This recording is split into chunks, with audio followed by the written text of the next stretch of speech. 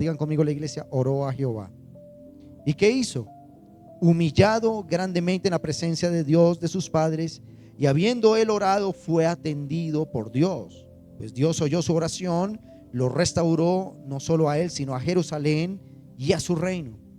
Entonces reconoció Manasés que Jehová era Dios. Después de esto edificó el muro exterior de la ciudad de David al occidente de Gihón, en el valle de la entrada de la puerta del pescado, y amuralló Ofel y levantó el muro muy alto y puso capitanes del ejército en todas las ciudades fortificadas de Judá. Asimismo quitó los dioses, digan conmigo, quitó los dioses. Los dioses que ajenos.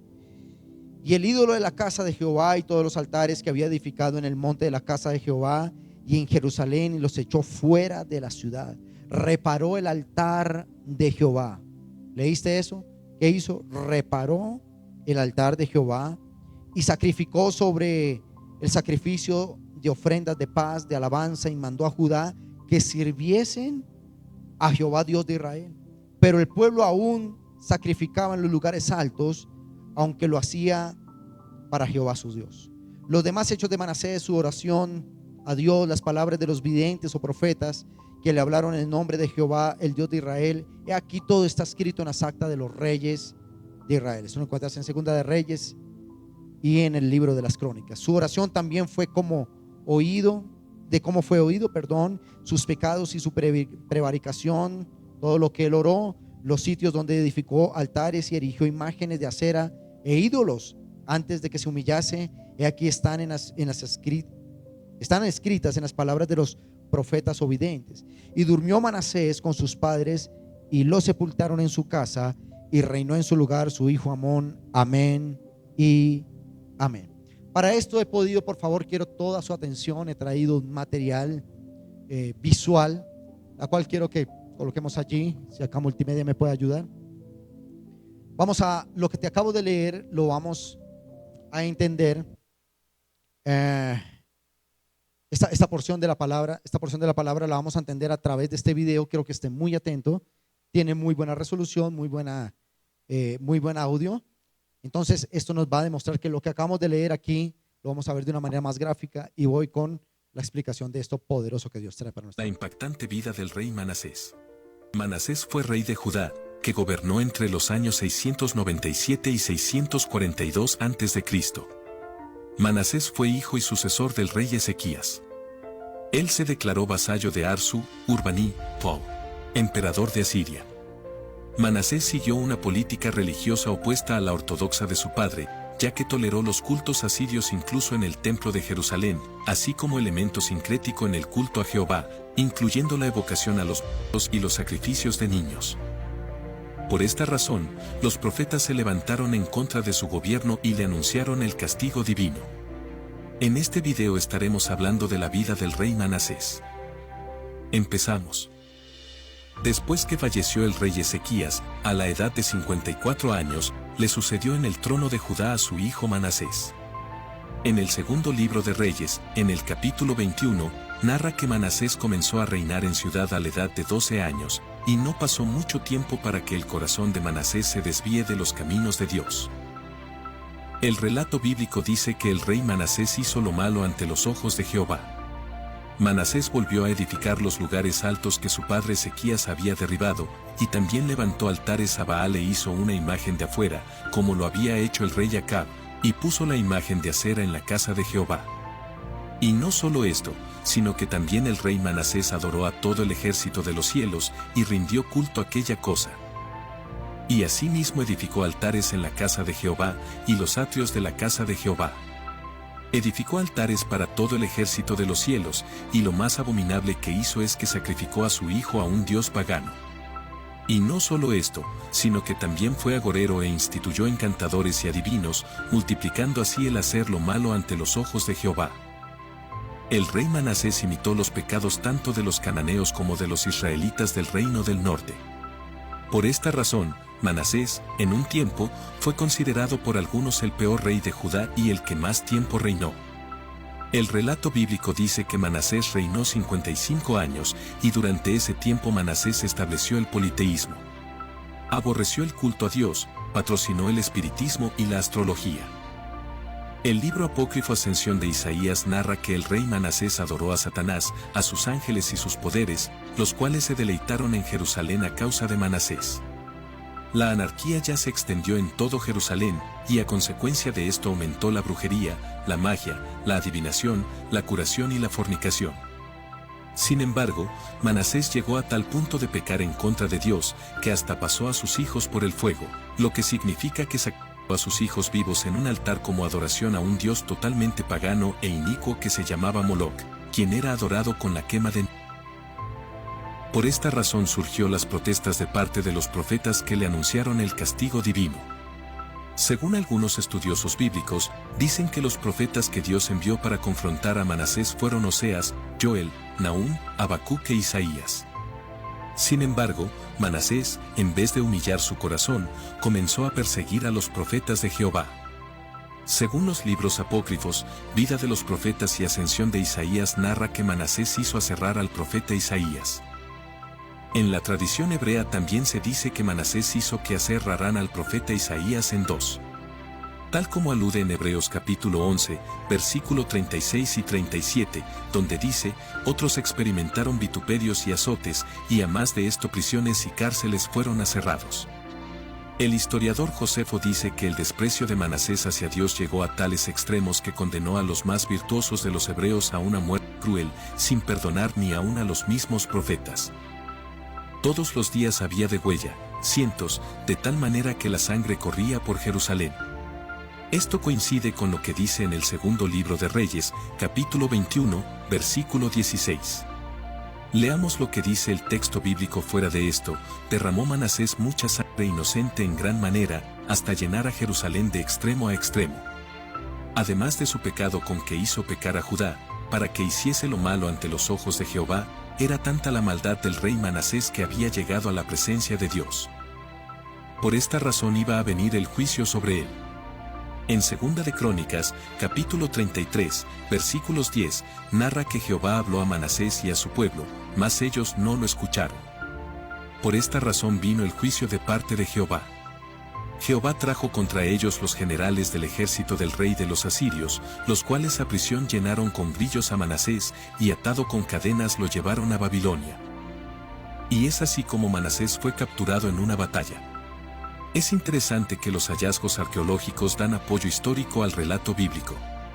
Es bastante seguro que el rey asirio que capturó a Manasés y lo llevó a Babilonia fue Arsu-Manip. Él fue quien derrotó a los rebeldes y tomó posesión de Babilonia en el año 648 a.C., cuando reinaba Manasés en Judá. Debe de ser alrededor de ese tiempo cuando Manasés se rebeló contra el rey asirio. Por esta razón fue castigado por ello y llevado a Babilonia en cadenas. El ejército asirio era muy cruel con sus prisioneros. Cuando había rebelión descuartizada, aún vivos a prisioneros importantes, cortaban las manos y los pies, las orejas o la nariz, los ojos o la lengua, y ponían a la vista pública sus cráneos para despertar el terror. Sin embargo, al rey Manasés le perdonaron la vida, pero durante su trayecto a Babilonia seguramente no lo pasó nada bien. Un autor menciona que los grillos incluían ponerle una argolla en la nariz para manejarlo fácilmente, como se menciona en Isaías capítulo 37, versículo 29. Pondré, pues, mi garfio en tu nariz y mi freno en tus labios. Manasés, cuando llegó a Babilonia, fue echado a un sucio calabozo para guardar una segura. Estando Manasés en ese calabozo, tuvo tiempo para reflexionar las calamidades que estaba pasando. Lo obligaron a revisar su vida pasada y se dio cuenta de que todas las profecías en su contra se habían cumplido. Y así reconoció que las miserias de su destronamiento y la condición de cautivo se debían a su terrible rebelión contra Dios. En el segundo libro de Crónicas, capítulo 33, versículo 12 en adelante, narra que el rey Manasés, estando en Babilonia, pasó mucho angustias, por lo cual derramó sus lágrimas. Se arrepintió de todo lo que había hecho, y oró a Jehová, y se humilló grandemente en la presencia de Jehová. Y habiendo orado, fue atendido. Dios oyó su oración, y como resultado, Dios obró un gran milagro al hacer no solo que lo dejaran libre, sino que lo restituyeron a su trono en Jerusalén, y estando el rey Manasés en Jerusalén, Quitó los dioses ajenos y los ídolos de la casa de Jehová, y todos los altares que había edificado en el monte de la casa de Jehová y en Jerusalén. Los echó fuera de la ciudad. Y también Manasés reparó el altar de Jehová, y sacrificó sobre él sacrificios de ofrenda de paz y de alabanza. Y mandó a Judá que sirviesen a Jehová Dios de Israel. El historiador Josefo añade: una vez en Jerusalén, Manasés procuró de todas las maneras apartarse de sus antiguos errores. Arrepentido, se esforzaba en ser verdaderamente piadoso. También consagró el templo, purificó a la ciudad y por lo demás, hizo lo posible por conducirse en todo como un hombre agradecido a Dios. Enseñó al pueblo a hacer lo mismo, de modo que comprendiera qué calamidad se había expuesto por observar una manera de vida contraria a Manasés. Se le consideró justo y digno de imitación desde el día en que empezó a ser obediente hacia Dios. Y finalmente, Manasés murió en Judá y fue enterrado en la ciudad de David. Y en su lugar reinó su hijo Amón. El rey Manasés es un icono del perdón divino. ¿De dónde surge la tradicional plegaria? Oración de Manasés, ya que tras ser uno de los reyes más sanguinarios y paganos de los judíos, Dios le perdonó e incluso fue enterrado en la ciudad de David, panteón solo reservado para los reyes fieles. Por lo cual la vida del rey Manasés es un claro ejemplo de que el amor de Dios cubre multitud de pecados, tal como dice en 1 de Juan capítulo 1 versículo 9: si confesamos nuestros pecados, Él es fiel y justo para perdonar nuestros pecados y limpiarnos de toda maldad. Y así llegamos al final de este video. Esperamos que esta historia te haga reflexionar. Y nos vemos en las próximas historias millonarias. Dele un buen aplauso a Jesús por enseñarnos la palabra. Amén. Diga conmigo: 2 momentos en la vida. Dígalo fuerte: 2 momentos en la vida. La palabra que yo te traigo hoy es una palabra tremendamente fuerte, pero va a ser realista y te va a hacer entender que todos aquí hemos sido creados, número 1, con un propósito, y número 2, con una asignación. No sé si aprendiste lo que te acabo de decir. Digan conmigo: hemos sido creados con un propósito y hemos sido creados con una asignación. 2 momentos en la vida de Manasés. El primer momento que nosotros podemos ver de Manasés es el primero, y es cuando Dios lo colocó de rey sobre Israel. Manasés no dimensionó su liderazgo. Básicamente lo que te quiero hablar hoy es cómo nosotros estamos direccionando nuestro liderazgo. Todos aquí en Potencia tenemos un liderazgo, y tú puedes dirigir algo, y cuando me hablo o cuando me refiero más bien hacia un liderazgo, no solo iglesia, estoy hablando de un liderazgo eclesial. Dios te ha creado para liderar una familia, para liderar unos hijos, un negocio, tal vez una carrera universitaria, para liderar proyectos, y por lo mínimo tendrás una mesa de noche o tendrás un closet que administrar, pero algo tienes que administrar. No sé cuántos dicen amén. Pero cuando nosotros seamos conscientes de que los liderazgos se tienen que hacer conforme al propósito de Dios, ese día nosotros tenemos que someternos a lo que Dios bien quiere hablar para nuestra vida. Los 2 momentos de Manasés fueron los siguientes. Número 1, un liderazgo como rey. Dios lo colocó porque Dios es el que coloca a los reyes. Dice la escritura que Él es el que coloca a los reyes o quita a los reyes sobre la tierra. ¿Alguien dice amén? Pero cuando Dios le dio la oportunidad a Manasés de ser el rey de Israel, comienza diciendo la escritura: ten mucho cuidado, Manasés, porque Israel es la nación que he elegido, especialmente el monte de Jerusalén, el lugar que yo he elegido para la adoración. Te vas a sentar sobre el trono de mi nación. Te encomiendo el gobierno de mi nación, y tu función es que mi pueblo haga las cosas que yo quiero y que mi pueblo adore mi presencia. Estamos aquí, iglesia. Pero en algún momento nos dice la escritura, principalmente, por supuesto, pero graficado allí en el video, que Manasés se le olvidó lo que Dios había mandado y había pedido para su nación. Y fue un hombre que comenzó a reemplazar la presencia de Dios por la adoración de los ídolos, por la adivinación, por la hechicería, por la brujería.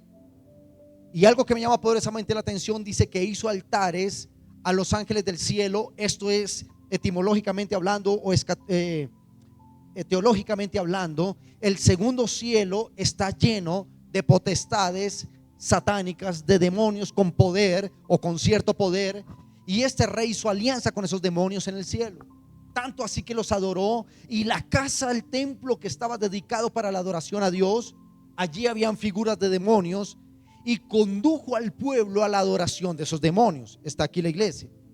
Entonces el primer momento que podemos hablar o entender de Manasés es el siguiente: tenía todo el liderazgo, tenía tanto liderazgo que sus actuaciones arrastraron a toda una nación a adorar dioses falsos. Esto es un claro ejemplo de un mal liderazgo, de la mala conducción, cuando no entendemos el peso y la responsabilidad de lo que Dios nos ha dado en una generación. Aquí es donde tú y yo debemos entender que cuando Dios nos da una asignación, bien sea pastoral, una asignación ministerial dentro de la iglesia, fuera de la iglesia, nunca se te puede olvidar que tu liderazgo puede salvar a una generación o condenar a una generación. Escucha un amén de la iglesia. Muchas veces cuando Dios entrega liderazgos y los liderazgos son para condenación, escúchame bien, no solo se va a condenar quien está liderando el proceso, sino el que mal lidera a sus generaciones siguientes, y pueden correr el riesgo de que las generaciones que nos siguen también sean condenadas. Yo no sé cuántos dicen amén. No tengo como intención en lo más mínimo, y vengo de parte del Señor para darte una palabra profética esta mañana, y es que no quiero juzgarte, ni quiero que nos juzguemos, porque cuando yo señalo hacia allá, 3 dedos están señalando hacia acá. Luego quiere decir que yo soy el primer consciente de que mi liderazgo pastoral en esta iglesia y en muchas otras áreas que el Señor me lo está permitiendo hacer, yo tengo la gran responsabilidad de direccionar la palabra y llegar a mis nuevas generaciones, no para conducirlas a la condenación, sino a la salvación. Alguien dice amén. Pero hubo otro momento, diga conmigo, otro momento en el liderazgo de Manasés. Dios permitió una calamidad muy tremenda en la vida de Manasés. Cuando él se desbocó en la adoración de los demonios, la consulta de los brujos, hechiceros, y aún peor, arrastró a toda Judá o Judea a la adoración de estos demonios, Dios tiene que utilizar un rey salvaje, el rey asirio, para capturarlo, llevarlo a una prisión fétida, a un lugar donde fue menospreciado, un lugar donde fue humillado. Pero fue un lugar tan tormentoso, donde la misma escritura nos dice que Dios le perdonó la vida, que por lo general los reyes de Asiria y de Babilonia, lo primero que hacían era capturar a los reyes, descuartizarlos y colocar sus partes en los lugares públicos para sembrar ese terror. Lo veíamos. Pero Dios dijo: voy a enseñarle qué es tener un buen liderazgo. Diga conmigo, buenos liderazgos. Dígalo fuerte a la iglesia, buenos liderazgos. Y cuando viene este proceso fuerte para la vida de Manasés, dice que él se humilló delante de Dios. Dijo: Señor, ciertamente he hecho lo malo delante de ti. ¿Y Dios qué? Lo oyó. Y no solo lo oyó, escúchame esto, lo restituyó, le perdonó la vida. Salió libre de un lugar donde su sentencia solo era muerte. Salió libre, Dios le devuelve el trono de Jerusalén. Pero él entendió algo: mi liderazgo no puede ser para perdición de una generación. Ahora voy a utilizar mi liderazgo para llevar a este pueblo de nuevo a la adoración del Dios Altísimo, para reconstruir el templo, para que vuelva la presencia de Dios a ese lugar. Y era tan líder este hombre que en su primera fase hizo llevar al pueblo a la perdición total, pero en su arrepentimiento hizo llevar al pueblo a la adoración total al Rey de los cielos. ¿Cuántos dicen amén? Alguien que le aplaude al Rey misericordioso. Aleluya. Pero lo que yo te quiero decir, el mensaje profético más fuerte que te quiero dar hoy es: ¿cómo estamos ejerciendo nuestro liderazgo?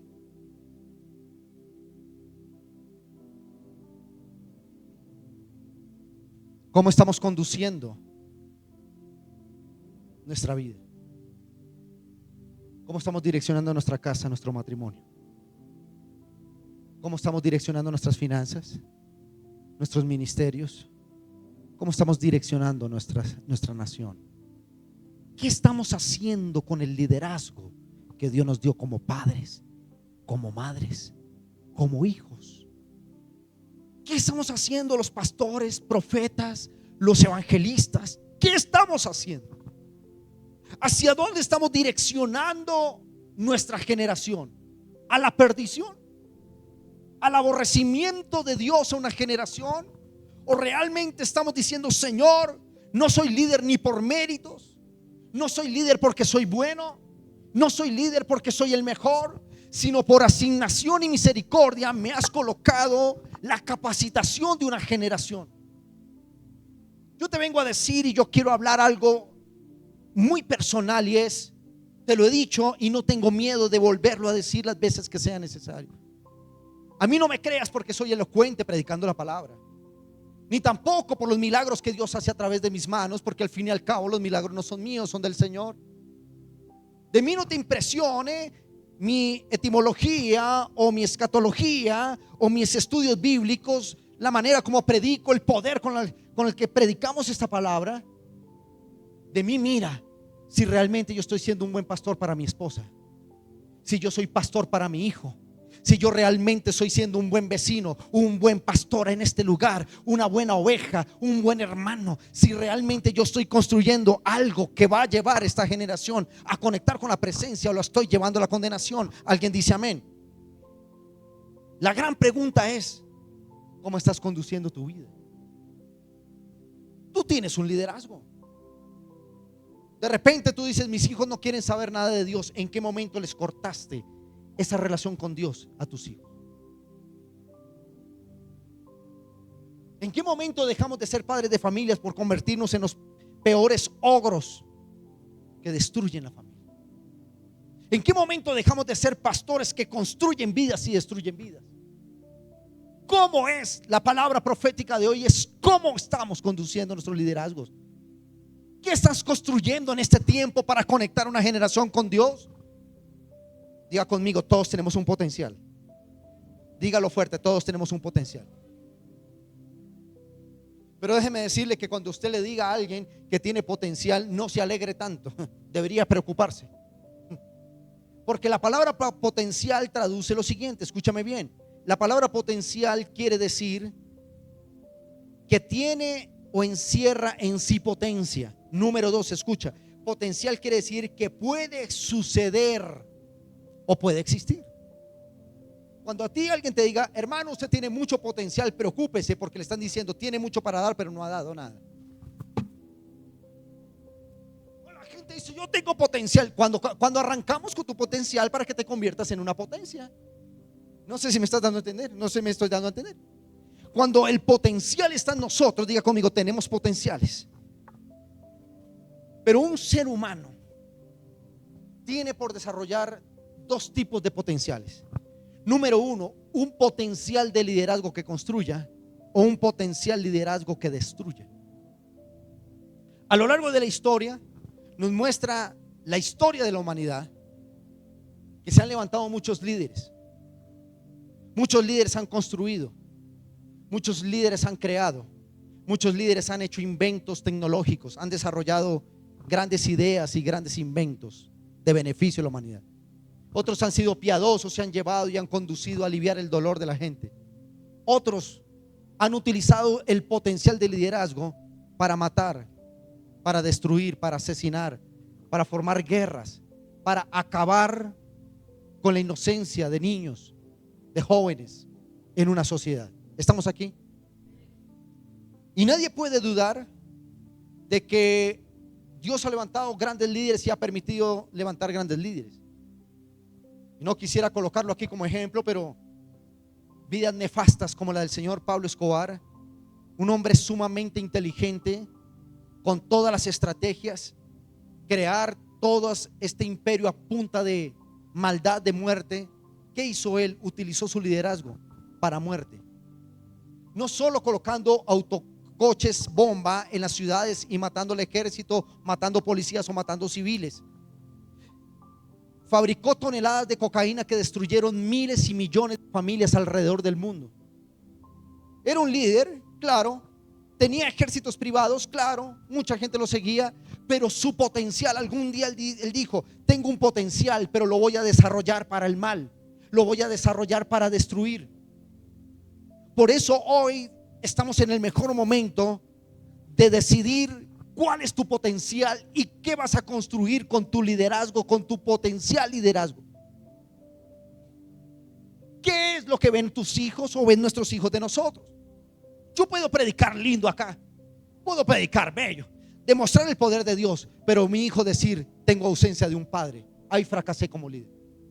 Puedo hacer feliz a todo el mundo en la iglesia, ser el más señor y el más bello, pero tener una esposa desgraciada. Porque mi liderazgo se tiene que mostrar no solo cuando hablo, sino cómo hago mi ambiente. Cómo yo estoy haciendo propicio que un ambiente sea un ambiente de salvación, más no un ambiente de condenación. Diga conmigo: potencial. Dígalo fuerte: potencial. El asunto del potencial es cómo lo vas a comenzar a desarrollar a partir de tu liderazgo en el día de hoy hacia adelante. ¿Alguien está aquí? Regáleme un amén en la iglesia. Dele un aplauso al Señor. Aleluya. Y déjeme ir terminando con esto, porque seré muy breve. Todos somos creación de Dios. ¿Cuánta creación de Dios hay aquí? La palabra del Señor me dice que cuando nosotros fuimos creados a la imagen y a la semejanza de Dios. ¿Lo pueden decir conmigo? Imagen y semejanza. Yo voy a formular una pregunta, porque de aquí no solo sales exhortado, sino aprendido. ¿Qué pierde el hombre cuando peca? ¿Imagen o semejanza? ¿Qué pierde? Semejanza. La imagen sigue. De hecho, estamos en un mundo que se basa en la imagen, pero su semejanza está deteriorada. Porque la palabra semejanza, el original de la palabra semejanza en el hebreo, si producción me puede ayudar allí proyectando eso. Semejanza es una palabra hebrea de un verbo que es damash, D-A-M-A-H, damash o damak. Y esto quiere decir varias cosas. Número uno, ser semejante. También quiere decirse parecerse, ser o actuar como alguien. Igualar o comparar, diga el que está a su lado, es comparar, es concebir o imaginar, comparar o ponderar. Déjeme explicarle algo teológico esta mañana. Cuando Dios crea al hombre, dicen: cuando te vean a ti, me verán a mí. El ser humano es el reflejo, es el espejo de Dios en la tierra. La semejanza es cuando alguien a ti te puede comparar con Dios. No sé si me lo entendieron. Cuando Dios llama a Moisés, le dice: ve y háblale a Faraón. ¿Y con qué autoridad voy a ir? Le dice Moisés. Dios le dice a Moisés: te haré Dios para Faraón. Es decir, serás como un Dios para Faraón. Cuando Faraón hablaba con Moisés, no veía a Moisés, veía a un Dios. No sé si me lo estoy dando a entender. Recibiréis poder cuando venga sobre vosotros. ¿Qué? ¿Y qué hace la sangre de Cristo? La restauración de Cristo a través del Espíritu Santo retorna a su iglesia a tener la semejanza de Dios. ¿Qué pasa si yo hoy predico la palabra, pero yo no reflejo a Cristo en la tierra? Me convierto en un falso profeta. Si yo lo que hablo no lo vivo, lo expreso, lo enseño a mis nuevas generaciones, soy un falso. Cuando tú no vives como el cielo quiere que vivas, porque tú eres la imagen, ¿sabes qué pasa? Tu liderazgo está siendo llevado para condenar, no para salvar. No, yo no sé cuántos están aquí. Diga conmigo: semejanza. Y la palabra semejanza también quiere decir comparar o ponderar.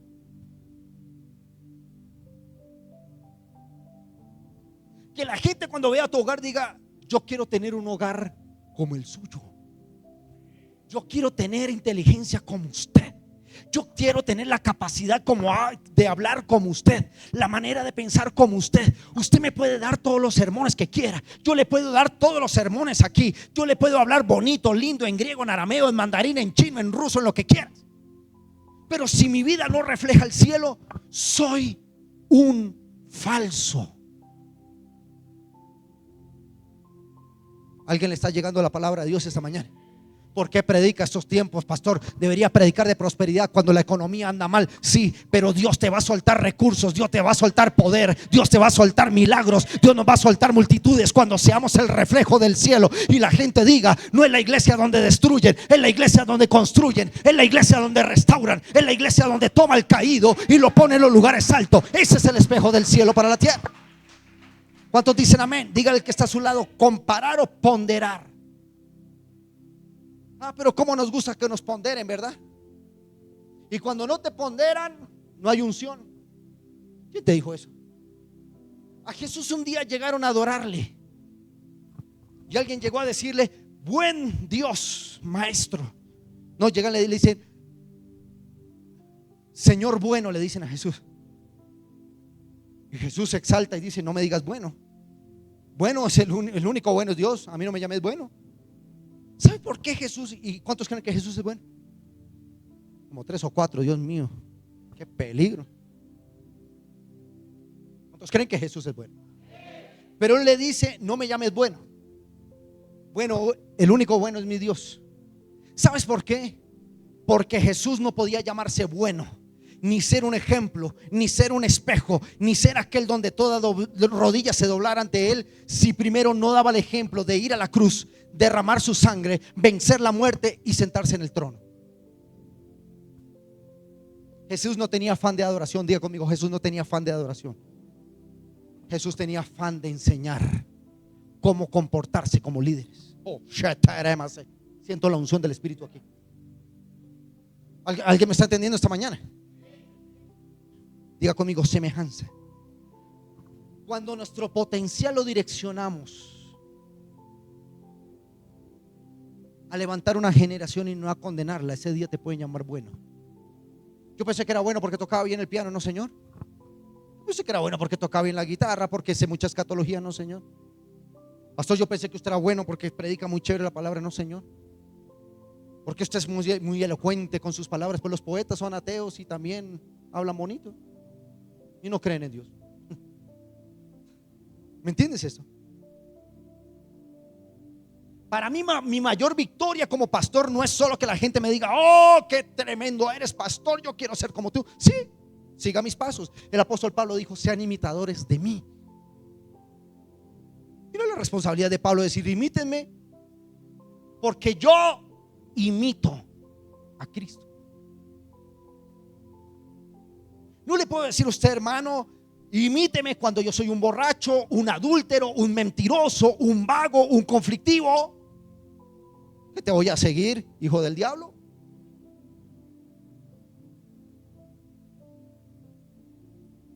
El pastor habla de honestidad y le presté plata y no me quiere pagar. ¿Qué me vas a imitar?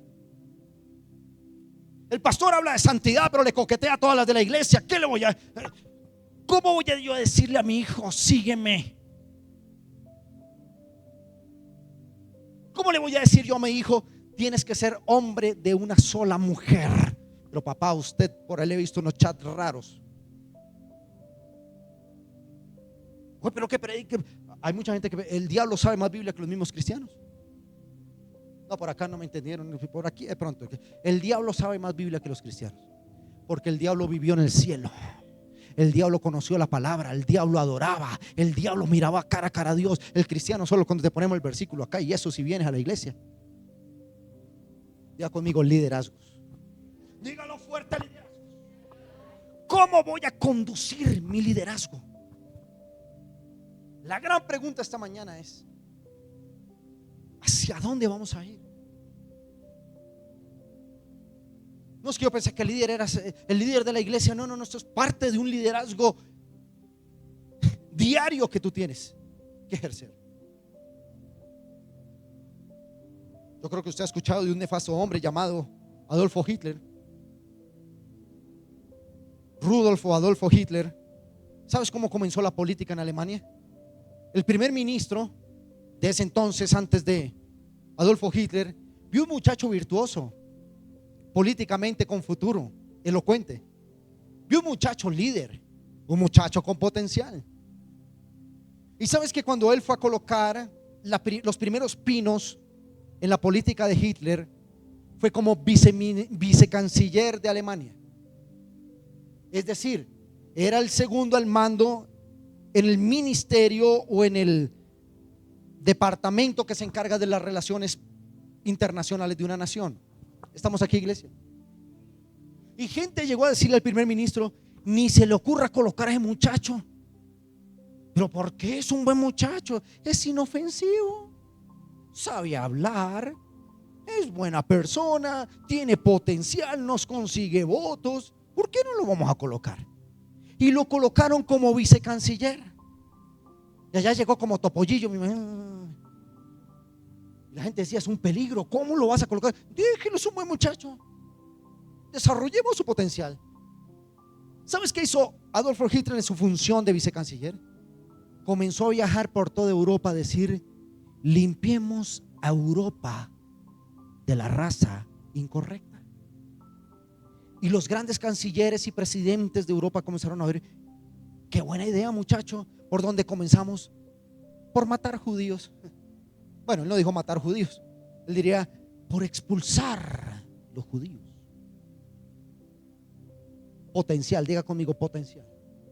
Luego se convierte en ministro, y luego de ministro en primer ministro, presidente de la nación. ¿Qué hizo? Terminó matando 6 millones de judíos vilmente. ¿Tenía liderazgo? Todo el que veía a Hitler lo saludaba con respeto. Todo el que veía a Hitler le tiraba el saco. Todos los que veían a Hitler lo adoraban. Pero su liderazgo lo direccionó, su potencial lo direccionó a asesinar, matar, destruir. Y fue tanto su liderazgo para el mal que provocó una segunda guerra mundial. No sé cuántos están aquí. Amén o ayayay. Diga conmigo, líderes. Pero muchas veces nosotros como iglesia hemos levantado liderazgos que creemos correctos.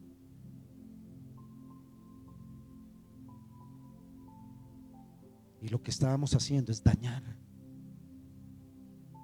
Si te condenaras tú o me condenara yo, válgame Jehová. Pero condenamos los que nos siguen. Nuestra próxima generación puede ser conectada con el cielo o conectada con el infierno. Padre de familia, ¿por qué le dejas ver esas porquerías a tu hijo en celular y tú sabes que lo hace y no haces nada? ¿Por qué dejas que tu hija se ponga una poca ropa y baile delante de una cámara y tú lo sabes y no haces nada?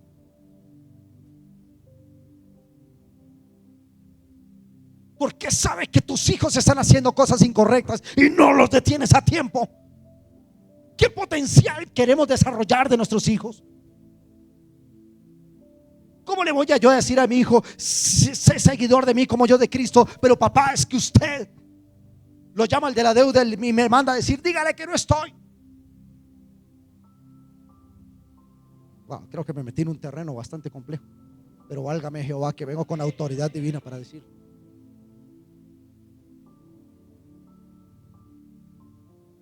¿Me entienden eso? ¿Por qué predica esto tan cruel? Porque la crueldad en Manasés de parte de Dios permitió restituirlo en su trono. Aquí no ha terminado Dios contigo, pero hoy Dios viene a través del profeta y te dice: haz un alto en el camino, redirecciona tu liderazgo, redirecciona tu capacidad de ser padre, de ser madre, esa direcciona tu capacidad de ser empresario, de ser jefe, de ser alguien líder en esta generación. Por lo menos escucharía un aplauso de la iglesia.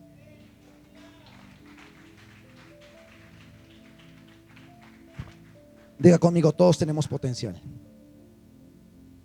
Dígalo de nuevo: todos tenemos potencial. ¿Qué pasó con Manasés?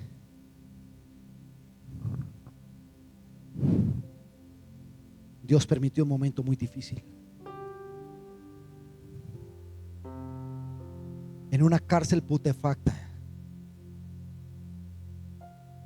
desechado como rey. Ya no era el gran rey Manasés. Le tiraban la comida, trague. Pero solo así Dios le dijo: redirecciona tu liderazgo, redirecciona tu vida, ¿qué estamos haciendo? La gente quiere seguir a tu Dios. La gente quiere seguir a mi Dios.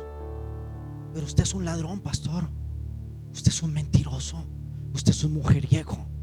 Usted es un impostor. Su Dios no me interesa. Ay de aquel que haga caer a uno de mis pequeños. Tú a mí no me vas a impresionar acá cuando me llegues con los títulos teológicos. Muéstrame cómo está tu casa, cómo está tu familia. No me vengas a hablar bonito acá. Hasta los poetas ateos hablan bonito. Los políticos hablan bonito en campaña. ¿Por qué tienen destruido un país? No saben ni direccionar la vida de un hijo, menos la de una nación. ¿Te das cuenta de esto? ¿Te das cuenta de esto? Mírese sus manos y diga: ¿qué voy a hacer? Los que no se miraron las manos es porque están felices como están. Pero yo sí voy a decir: ¿qué voy a hacer con esto? ¿Cuántos condenaré o cuántos salvaré? Ven acá, tráeme al gordo, él solo. Ven, gordito, ven. La palabra del Señor dice: direcciona, enseña, capacita, adiestra al niño en los caminos de quién. Y cuando fuere viejito, como el señor que se fue del segundo culto, él va a decir: tuve un papá que me enseñó la palabra, tuve una mamá que me calentó las nalgas, pero valió la pena, porque no es un ladrón, no es un pandillero, no es un mentiroso, no es un blasfemo, no es un homosexual, no es una lesbiana, es un predicador de la palabra que con su ejemplo está convirtiendo la vida de miles de personas. Ve y abraza a papá muy fuerte. Mi mensaje profético es: pastor, pero es que papá y mamá no me quisieron, papá y mamá me abandonaron, papá y mamá no, eso fueron ellos. Ahora tienes que hacer un alto en el camino. Espera ahí, dile: Señor, ¿qué tengo que redireccionar en mi vida? ¿Qué estoy haciendo mal? El que no trabaje, que no coma. ¿Cómo le vas a decir a tus hijos: levántate, trabaja, si tú no trabajas, si tú no provees para tu casa? Oye, no es lo lindo que hablas, será que tu hijo dice: aunque hubo escasez, papá trajo pan a la casa. Aunque había escasez, papá lo vi caminando, a papá lo vi haciendo negocios, a papá lo vi arrodillado orando al Señor. A papá nunca reemplazó la iglesia por las banalidades de la iglesia. Entonces nuestra generación va a dar un 360 absoluto en la nación, y esta va a ser la generación que sí va a transformar la nación por el poder, el ejemplo y la semejanza del Espíritu por medio de la iglesia. Vamos, yo le estaría adorando más fuerte que eso. Colócate en pie, iglesia. Yo siento en mi espíritu que alguien tiene que redireccionar.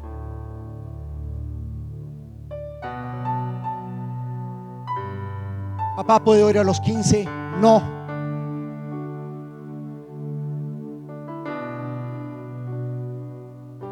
Papá, ¿puedo salir con quién? Con los de la iglesia. Vaya, son gente de bendición.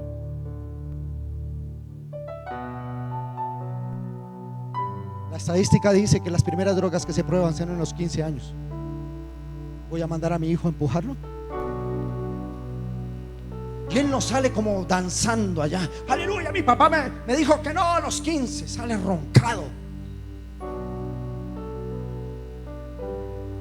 Yo muchas veces salí roncado de cama de papá y mamá. Salía vociferando. Pero mira, ahora soy pastor evangélico, predico la palabra, porque alguna vez alguien me dijo: no quiero una generación, un liderazgo desviado de mis caminos.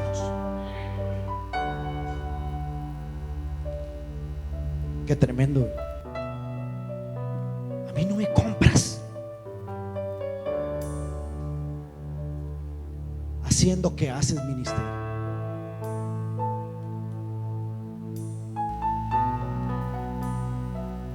Cuando yo veo un liderazgo realmente digno de imitar, trabajarás conmigo.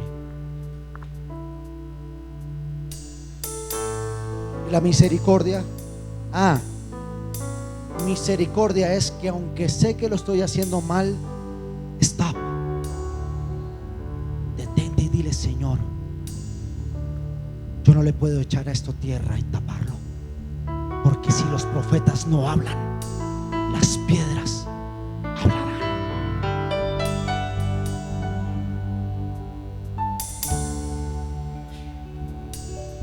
Yo le digo aquí: ¿cuántos quieren ser prosperados? Amén. Tome nota: 5 pasos para llegar a la prosperidad. Y por último, obedece a Dios financieramente. No, yo le dije a Dios en la canción que le adoraría, que le cumpliría, que le serviría, pero no con mi bolsillo. Yo cada día entiendo más por qué el diezmo. ¿Para qué rayos el dueño de todo el dinero quiere dinero? ¿Dónde está tu tesoro? ¿Dónde está tu corazón? Si yo no predico esto, no voy a hacer crecer una iglesia sana, porque yo sé como líder de este lugar para dónde voy. Nosotros vamos a tomarnos la nación, nosotros vamos a tomarnos la educación, nosotros vamos a tomarnos la política, nosotros vamos a tomarnos las empresas, nosotros vamos a tomar los grandes escenarios, nosotros vamos a tomar multitudes, pero tiene que ser a la imagen y la semejanza de Dios.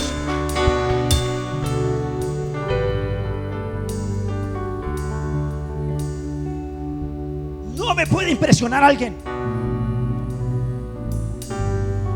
Ojo con lo que voy a decir, muchachos. Ojo con lo que voy a decir, y me incluye. Si ustedes no viven conforme a la palabra, no tienen autoridad sobre el infierno. Por acá sí me lo van a entender. Si usted y yo no vivimos a la imagen y semejanza de Dios, el infierno se va a burlar de ti. Pero es que yo predico, pastor, usted a mí no me ha visto. No necesito verte en un auditorio para saber que eres un hombre del Espíritu. Necesito ver cómo está tu casa, necesito ver cómo están tus hijos, necesito ver cómo está tu vida espiritual. Oh, aleluya.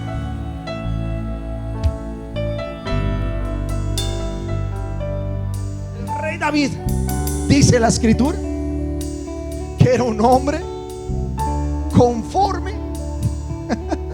Nos das como risa, ¿verdad? Perdóneme, Señor. Conforme al corazón. Y yo leo Primera de Crónicas, Segunda de Crónicas, Primera de Reyes, y veo que el rey David cometió unas canalladas que yo digo, había más malos que yo.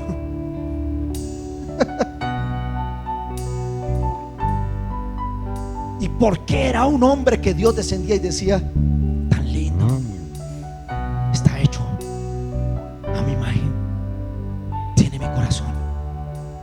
David pecó. Otros han pecado aquí, solo el pastor y otros hermanos ahí. Los demás, Dios mío, yo quiero la santidad de los hermanos.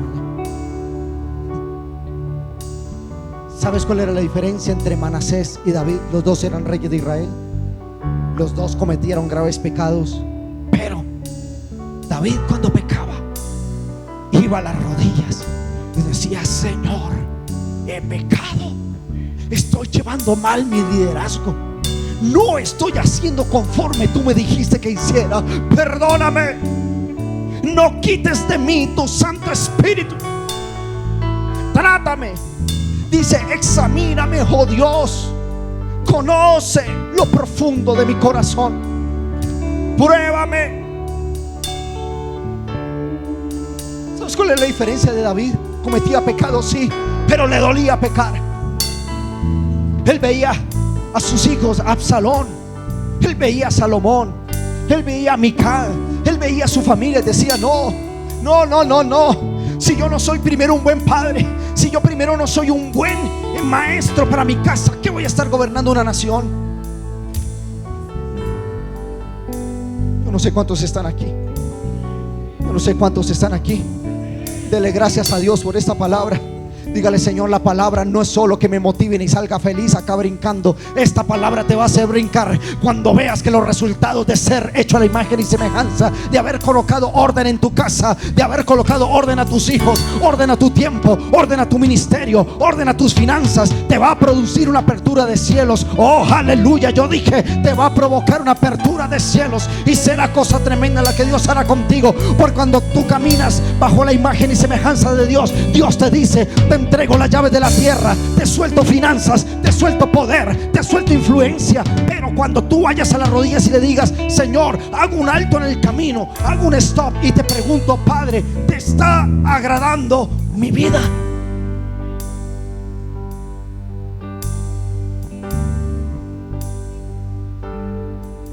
Yo puedo convencerlo a usted con un buen sermón, estoy seguro. Sé cómo hacerlo. Pero échate una vista por mi casa. Échate una vista a mis rodillas si no están con el rodete ahí. Que cuando me encierro en esa oficina de lunes a viernes,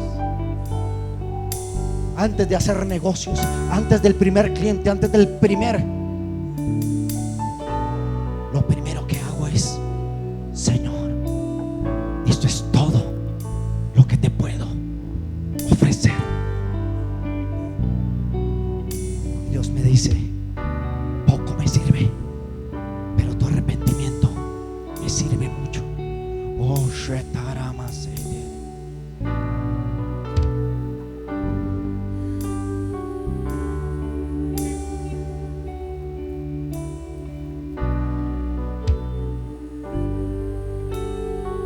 porque ningún rey, ningún gobernante sirve en la tierra, porque esta gente no gobierna conforme a la semejanza de Dios. Yo que soy hombre de gobierno, y no porque haga parte de un gobierno, sino Dios me ha levantado como profeta para ungir gobernantes en esta nación, que hoy los vemos gobernar la nación. He impuesto mis manos sobre los que hoy son concejales, he impuesto mis manos sobre los que hoy son senadores, he impuesto manos sobre gente de reino y gobierno, hoy lo son. Así que usted tiene que honrar y respetar nuestro ministerio, porque profeta del Dios Altísimo soy.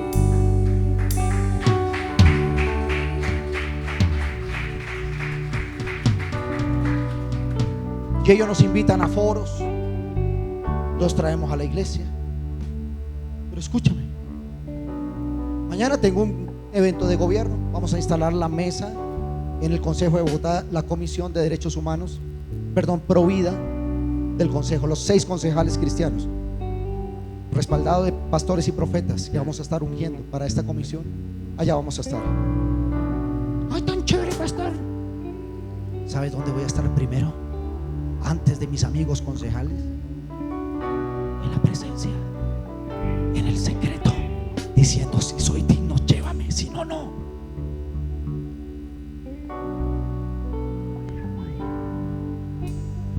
Ya conmigo, voy a redireccionar mi liderazgo, porque tus hijos no quieren saber de la iglesia si tú no te congregas.